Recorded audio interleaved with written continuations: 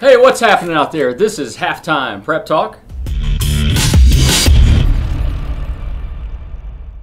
You're watching us for the first time in 3 weeks on dailyindependent.com, the Independent's Facebook page, or YouTube. I'm Aaron Snyder. I'm joined by sports writer Zack Klemme today, Ashland first-year softball coach Scott Ingram, and senior pitcher Megan Hensley will be joining us today as our special guest. HTPT is sponsored, as always, by Fannin Automotive Family. Check out the distinctive specialties ticker along the bottom of your screen for some upcoming games this weekend. Zach, I was just scrolling through Twitter, and keep in mind, we filmed this on Wednesday. Just scrolling through Twitter, just saw the Bovada odds were just released for the 2015-16 NCAA basketball tournament. Bovada. Unnecessary. Bovada. Tomato. Okay. North Carolina, 6-1 odds to win it all. Kentucky, 8-1. Maryland, 12-1. What do you make of this? Remember what Tom Izzo said at the pre-Final Four press conference last week about how no good comes from social media? Yes. That's what comes of this. So you're telling me not to scroll through Twitter. Maybe. We're moving on to out of left field. And that's one national sports topic we're going to tackle each week. This week we're picking the Masters. Hello, friends. Let's pick one golfer this. We're gonna do a little friendly wager. Okay? We printed out. We went to thegreek.com, not Bovada, and we printed out the odds to win the Masters this weekend. Of course, you know this is Friday now, so day one happened yesterday. So whoever I pick will probably be 7 over at this point. But we're going to pick one golfer that has 30-1 odds or worse, according to this website, thegreek.com, and the worst finisher of the two will pay for a round of golf at either Sandy Creek or Diamond Links Golf Course, your choice, or my choice. Depending on who wins. Depending on who wins. All right. Okay, we got the list in front of us. Yep. Several to choose from. Among those, Ricky Fowler, Justin Rose, Brant Snedeker, Lee Westwood. Who you going with? Well, you got to look at Louis Oosthuizen, who's got 45.5 to 1 odds to win, according to this, which is a little bit crazy. Now, he did miss the cut last week at the Houston Open, so maybe that's part of it. He's not played real well early, but second in the 2012 Masters, who's familiar with Augusta National, and he navigates those greens pretty well, I think. And he's won a major before. He won the Open Championship in 2010 by 7 shots, so he's kind of handles the pressure pretty well, I think. So I look for him to bounce back and have a big week. I know nothing about golf, but I like to say Oosthuizen. Say it 5 times. I don't think I can do that. Okay. Making a fool out of myself. Worse than usual. I'm going kind of the opposite end of the spectrum. I'm going J.B. Holmes. He's a 35.5 to 1 odds, not favorite, but 35.5 to 1 to win the Masters. He is, unlike Oosthuizen, he comes in with the hot hand. But he doesn't have the Masters or Majors experience like Oosthuizen does. Positive experience. Positive experience. Exactly. He has never finished better than 25th at Augusta. But J.B. Holmes has 2 second-place finishes and a first-place finish at Houston, coming off of that, since February 5th. So he's one of the hottest golfers in the country and the world right now. He's 3rd in the FedEx Cup rankings. Plus, he's a University of Kentucky grad, and he's been through a lot of adversity. It's great to see. It's a great story. I'm a sucker for a good story, and J.B. Holmes, let's face it, that's a good story. And you're a homer, so. Let's play 2. Our new segment, highlighting an outstanding performance of the past week. I'll pick one, you pick one. I'm going to go softball. Boyd County pitcher, senior Laura Thompson. Excellent week in Myrtle Beach. Fantastic. She, pitching-wise, she had 34 strikeouts down there. Hitting-wise, she had a ton of extra base hits and led her team to helped to lead her team to a 10-0 start to the season, the best they've had under 14th-year coach Jeff Stewart. Solid. Greenup County baseball pitcher Christian Wireman had a great week. Threw a 5-inning complete game 2-hitter against Ashland on Monday, beat them 11-0, and 4 strikeouts. He's not an overpowering strikeout pitcher, but he does a good job of letting his defense work behind him and keeping the ball in the zone. And when he's able to avoid walks and errors, then he's usually pretty successful. And he went 2 for 2 against East Carter in a big win they had Tuesday. Greenup County's 4-5 right now. As of this taping on Tuesday or Wednesday, and knowing the weather, they may still be 4-5 when this comes out on Friday. But Greenup usually plays a tough schedule. They they have this year, and their record's not great, but they're right there. We'll talk about this later, but among the top of the region as usual in terms of contenders. So, covering the bases. Remember, home plate's not a base. So we're going first, second, and third. We got 3 points we're going to tackle. Baseball, softball favorites in 16th and 15th regions. Since this is our first spring show, we can talk about this. We took a break for spring break. And so looking at the 16th region, Zach, some of the guys, some of the teams that you might label as favorites, maybe 3 or 4 teams, who would you go with? 16th region baseball, I think Boyd is their lineup is as complete as there is in the region offensively, and they lost some pitching, Billy McCoy and some other guys to graduation. So they're kind of trying to fill that role, and they're waiting on Tanner Bryan to get back to full strength from injury, and Dylan Grimm will pitch for them as well. They've got, if they can get the pitching to go along with their hitting, to me they're a clear-cut favorite. But Rowan has 2 individual great players in Cam Plank and Justin Graham, and they've got some young guys behind them that are pretty good. And Granite County and East Carter and some of those teams you throw in there too probably. And West Carter's still young, but they've got some good players too. So. And Ben Jordan has been cleared for pretty much all activity now. Right. He's not pitched yet, I don't think, as of this taping, but he's been back and hit, and he makes their infield a lot better just because he's 6'9", and he just kind of stretches out at first base and takes away a lot of throwing errors. So that is huge for West Carter. They still might be a year away, but who knows? I mean, they are young overall still, but very talented. Yeah, extremely talented. Boyd County started the season like a firecracker. I mean, they were hot. Now they went down to the beach and cooled off a little bit. But overall, I do like the makeup of that team. Brandon Ramsey has been a solid coach for them. Of course, they're the defending region champion. And I also like Boyd County in softball, although I don't know if I would place them over Ashland right now. I think Ashland still holds that top spot for the favorite, but Boyd County, East Carter are the top teams that would threaten them. I think Boyd's offensive lineup is a little bit stronger than Ashland's, and we'll talk with Ashland people about that a little bit later. But there isn't a pitcher in this region that's been better maybe ever than Megan Hensley, and Ashland's 1-2 punch there is pretty solid. But so is Boyd's. Hannah Irvin and comes in behind Laura Thompson, and they've got a good 1-2 punch. And East Carter, I mean, Montana Fouts has a chance to kind of etch her name alongside some of those people as one of the best ever in the region. So, and as we've had it in the newspaper several times, Montana Fouts, as a freshman, is already committed to the University of Alabama. She pitched a perfect game against Lewis County on Tuesday, so already having a good week here.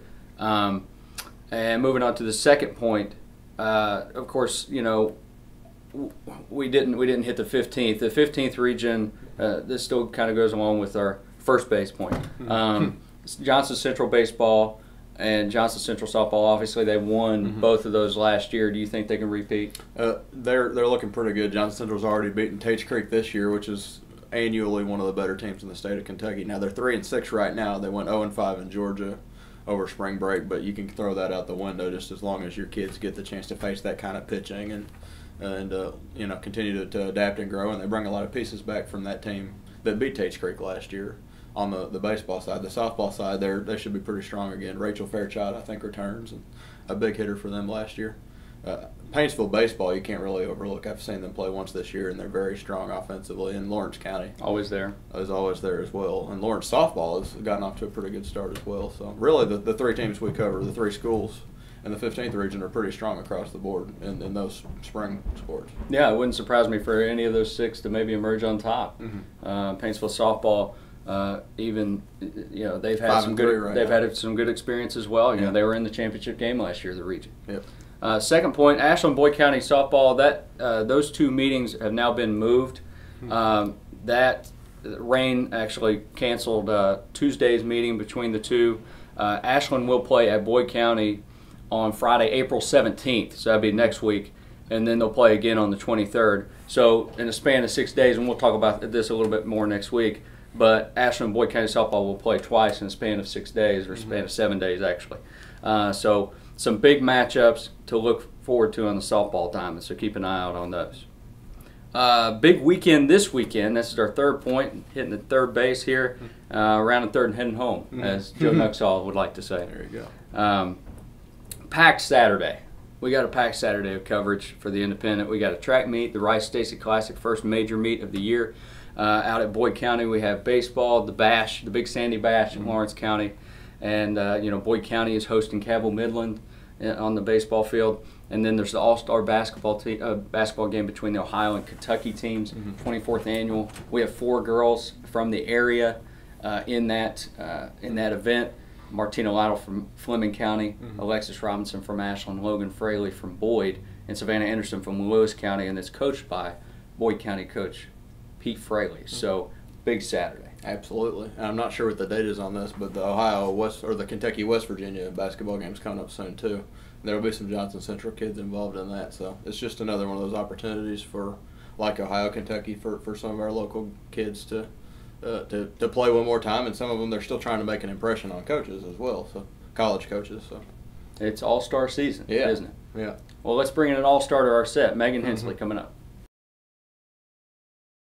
Bringing in Megan Hensley of the Ashland Kittens, 6 straight 16th region titles for this team. But it's a little different team this year, isn't it? You have a new head coach and Scott Ingram now instead of Dave Miller. No Mackenzie Vanover, no Sydney Witt. What's different about this team? Even though you guys are 12-1, I mean, you've handled it pretty well, but what's different about this team? Well, we obviously don't have the power for hitting and stuff, but Scott, he has a different philosophy about it than Dave did, and we've been a lot more aggressive on bases, and we'll bunt more and play more small ball than we did last year because, we don't have the power, so we've been doing that more than last year, and, a lot of girls have actually stepped up, though, and gotten some, extra base hits that they normally wouldn't get. And yeah, one in particular was Megan Griffith, who had a really good week at Myrtle Beach, didn't she? And you guys went perfect down there. She's really stepped up this year. She normally isn't like a power hitter. She's more just line drive. She gets on base a lot. She always has, but this year she's even had a home run, and I don't even know how many triples she had at Myrtle Beach, but she's been doing awesome. Yeah. So. Yeah, I know, taking the calls from Coach Ingram, she was always listed in the box score having doubles, triples, and home runs alongside you. You bring some power too. How much have you really focused on your hitting? And it seems like, especially from sophomore to junior season was a big transition for you, a big change for you. Yeah, that's when, about sophomore season I realized that I needed to focus more on my hitting than just pitching, because to get to the D1 level I needed to, hold my own in hitting, and it's just became something that I really enjoy doing is hitting, and I like practicing that more than I do pitching. It's just, I don't know, it's more relaxing, and I've just came liking to it. So. Yeah. Now, you were the Gatorade Player of the Year last season, a huge honor. 30 wins, about 400 strikeouts, more than 200 innings. You have 5 no-hitters last season, 1 so far this year. What was that honor like, and just can you sum up that season as a whole? Because you guys had some great success, over 30 wins, like I said, and you did well at the state tournament as well. All right. It was an awesome season. Our team was, pretty spot on, but I think we could have done better at the state tournament than we did. But, this year, hopefully Megan can help us out, and hopefully we'll have a better season this year even than last year. I know that'll be hard to beat, but that's my goal. So. Yeah, you mentioned Megan Murphy. What does she bring to the circle? She has some speed, and she can locate the ball well. Usually, she's improved this year a lot more than she did last year with staying focused in the game, and that's her big issue is just staying focused through the whole game, because she can come out and start really strong, and so far this year she's been looking pretty good. So. This past fall, you were part of a huge day in the area. I thought, with 4 Division I signees in the same day, really, an historic day for the area, I thought. And you're part of that, signing with Louisville. And, going into this season, after getting that signing behind you, do you feel any different? I feel a little more relaxed. Not much, because since freshman year especially, I've been wanting to win a state championship, and I don't think that even signing with Louisville, I can't relax that much about it. And I still have to work towards playing in the fall next year. So, I've been more relaxed, and, I've seen better pitching since I play with the Sluggers. And and I don't get in my head as much whenever I get up to bat, and it's been a little easier for me because I've learned how to deal with that. And, I faced really good pitching, so. And going to Louisville, you might be pitching, you might be playing some outfield hitting. So basically, you got to be a solid all-around player going in, don't you? I mean, right. Which you are, but it's one of those things where you have to keep fine-tuning things and make sure that you're ready for anything that they want, right? Yeah, I've been continuing to work on everything. I mean, whenever Megan's pitching, I'll play center, so try to work on my outfield more. I don't know how much outfield, if any, I'll be playing at Louisville, but I know I'll probably be hitting, so I've been working on that a lot. And now, I wanted to ask you, with the NCAA tournament behind us now, how far did you actually have Louisville going in the bracket? I had them getting out before the quarterfinals. They actually, they won a game that I didn't have them winning, so they actually went farther than I You have all expected. This pressure, though, around you because your family, you're surrounded by Big Blue, so you got to pick Kentucky to go all the way. Right, and I was wanting to win the bracket that I was in with. So I thought that I had a better chance with Kentucky winning it than Louisville. And, I mean, where Louisville's point guard was out, I didn't think they'd make it that far. Right. So did you have, like, a family bracket pool? Or? No, it was actually my dad's company. They had like 80 people, and I mean, I held my own. I think I ended 5th or something. Not bad. No. Not bad at all. So as far as the goals this season, I know you mentioned going back to the state tournament. That would be 7 in a row. I mean, just being part of this program, what's it been like? I mean, it's been amazing. I don't expect anything less than winning a region every year, and I mean, I don't want to I don't know, sometimes you just expect it. I don't want that to happen this year, so I just expect to win the region because it'll obviously be harder, but I don't know, the team's always been, like, the chemistry between the teams throughout since 7th grade has been awesome. With your older sister, Jordan, playing as well. Yeah, all of the girls always get along, and I think that has a huge part of why we win so much, and I don't know, it's just been awesome. It's like having a second family to play with. So. Well, Megan, it was great having you on. Best of luck the rest of the season, and best of luck when you get to Louisville. We'll enjoy following you when you get there, too. Thank you. Saying hello to Scott Ingram, first-year Ashland Kittens softball coach, an assistant last year, and you have some experience with coaching some of the girls in travel ball. What's been the most challenging part about the transition from assistant to head coach? I would say just the overall responsibilities that I probably wasn't completely aware of as an assistant. Just from fundraising to coordinating buses to maybe I didn't think it all through like I thought I had, but it's been an adjustment, but it's been, it'll be easier. First year's gonna be the toughest. Yeah. So just the overall responsibilities, I would say, has been the biggest challenge. The field stuff's easy. Yeah. Once you go on the field, you're back in your comfort zone there. Yes. 6 consecutive 16th region championships. Obviously a good situation, a good team to take over. But is there a little bit of pressure that comes with that? You are an Ashland graduate as well. Is there a little bit of pressure that comes with continuing that streak? There is, but it's that way with you know how it is. It's that way with everything. They expect you to win, and that's fine. I mean, I embrace that. That's not an issue. There's no pressure. I'm not going to put pressure on the girls to, we got to win or life's over. I mean, the sun will come up the next day, but we absolutely intend to keep the streak going. I mean, that's the goal. And you guys are 12-1 this year. Good, really a great start to the season. Had a fantastic trip to Myrtle Beach, 19th in the coaches poll right now. How do you avoid, though? How does this team maybe avoid taking winning for granted? Well, I don't think they do. They're driven to continue the success, and I think that's with Megan and the other seniors, Megan Griffith and Jordan Mead.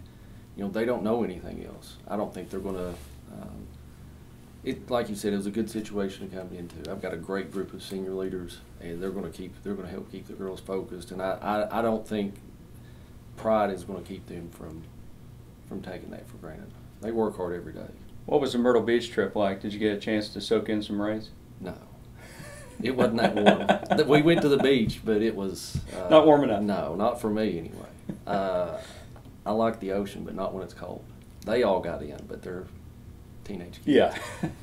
But you guys on the field, really good experience at the Ripken experience, they call it. So what did you learn maybe more about your team throughout the week? It just reconfirmed that the closeness that they do have, like Megan mentioned, they enjoy each other's company. I mean, they're kids. You're going to have little things here or there, but they fix it and they move on. I mean, they don't harbor any hard feelings, and they genuinely do love one another. Not to be sappy, but they really do. I mean, they care about each other on and off the field. So that is a huge key.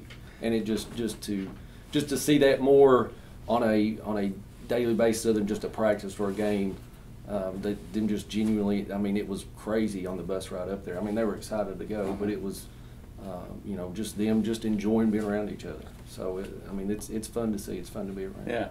And it's been that way, like Megan said, for several years, hasn't it? And, you look at the team this year, off camera, Megan was talking about how all 4 Megans on the team roomed together in Myrtle Beach. You guys could change the mascot name from the Kittens to the Ashland Megans. We absolutely could, yeah. That'd probably be a little easier.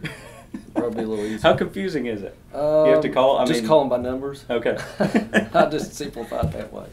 Or, actually I think I call Megan, the only one I actually call Megan is Megan Atkins. She's the freshman. Okay. She doesn't get a nickname until she gets a little older. Yeah. But it's not too bad. But if you yell Megan, you got. They're all going to look up. Yeah. Yeah. Megan Hensley and Megan Murphy both bring a lot to the diamond, as more specifically the pitching circle. Mm-hmm. I know you're relying on Megan Hensley, who we just talked to, and Louisville signee. Everybody knows about her. But Megan Murphy, she brings a lot to the table too, doesn't she? She does. She's matured a lot this year, and I think she will continue to do that. Mentally, it was her biggest obstacle. Physically, she's got a lot of tools, and she'll just continue. She's like a baby deer right now. I mean, she just can't. She's grown and gotten a little bit stronger. She just hadn't, her coordination hadn't caught up with her yet. But yeah, she's going to be great. And it's going to be huge for us. When you first, let's see, as far as being an assistant for the Kittens, you started that last year, but when did you first become familiar with Megan Hensley? In Little League, and she was scary then too. Could you tell immediately? Yeah, I mean, you never know about kids at that age for sure, and you don't know, the thing that separates her, I mean, she's obviously got a lot of physical abilities, but I don't know if I've ever played with or been around somebody that's got the drive that she has. If she's not satisfied with what she's accomplished, and she very easily could be, and rightfully so, I would have been. I'd probably wear that. I would walk around Blazers campus with that Gatorade Player of the Year banner wrapped around my neck. but she stays focused on what she's got to do, and that's what really sets her apart. There's a lot of people with a lot of physical gifts, but she puts them to use, and you would think somebody that with her accomplishments and somebody that has done for this program what she's done, that she would be very arrogant, very not willing to not very coachable, and she comes to work every day like she's fighting for a starting position, and you can't teach that. That's definitely rare to find. Yes, it is. Could she no-hit the Tomcats? Maybe not no-hit them, but could she shut them out? On our field? Yeah. Not theirs? Not just the Tomcats, any baseball team in the area. I think she'd give anybody their money's worth, yeah. I don't know if I'll go as far as saying a no-hitter, but we'd win. I like the confidence. My chances. And she, like you mentioned, the competitive edge too. She wouldn't. She wants to win at everything. Yeah, and with her, and I mean, it sounds like you've really got a complete package for a team. But in the 16th region, as we saw in girls basketball, there's a lot of talent in softball too. Boyd County, East Carter, Greenup, several teams. look at East Carter. Montana Faust just threw a perfect game this week. Lots of good pitching. There is. Laura Thompson for Boyd. Yes. We got our work cut out for us. There's no doubt. We're not taking a 7th regional championship for granted, and we got beat in the districts last year.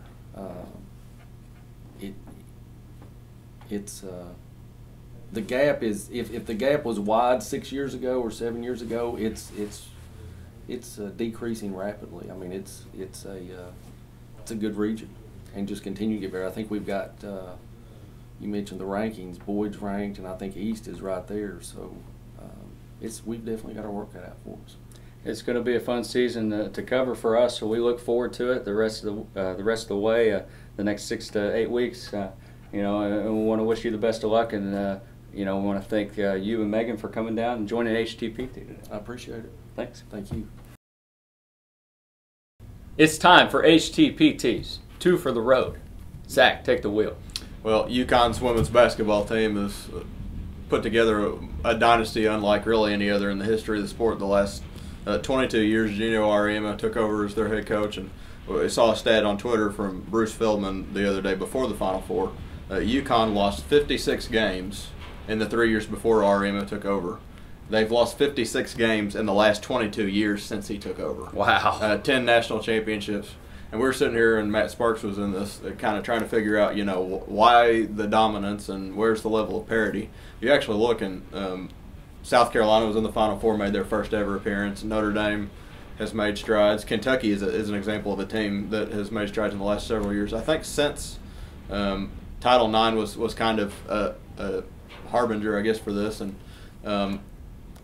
big name schools had to start paying more attention to women's basketball than they were, and so it used to be, UConn and Tennessee, and there were some other schools like Louisiana Tech and Old Dominion that took advantage of the void or the niche that was not filled by the high-level D1 schools. But now that schools like Kentucky are paying attention to women's basketball, then the sport has grown a lot of women's basketball, and there's more parity than there was. But UConn has still managed to dominate it despite that. It was kind of impressive. Yeah, it seems like there are more and more first and second round upsets, but then once it gets to Sweet 16, it's chalk. Yeah, Stanford and UConn and Notre Dame and Baylor. Baylor's had a very strong program. Mm-hmm. They pulled the plug, Zach, on the Cincinnati Reds banana phone. Sad day. It is sad.